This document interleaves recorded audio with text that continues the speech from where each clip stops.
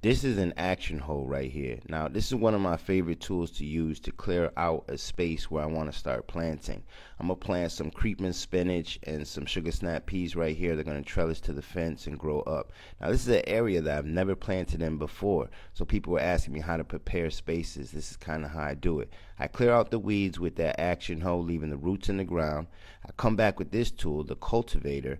Okay, you see the teeth, and I just tap the top of the soil. I'm not tilling. I'm just trying to open up the top of the ground.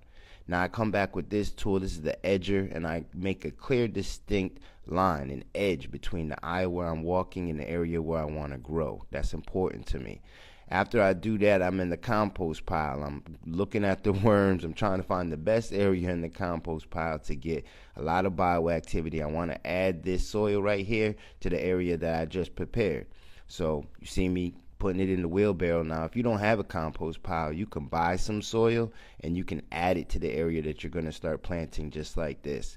You want to spread it evenly over the whole top, the whole area where you already prepped, and then come back with your cultivator and just mix it and let it marinate. Now this whole fence line right here, I'm going to plant out with some creeping spinach and some sugar snap peas. I'm going to show you guys the process. If you want to learn more on how to do it, get in the Grow Your Own Club weekly online gardening classes, or subscribe to our YouTube channel. Stay rooted.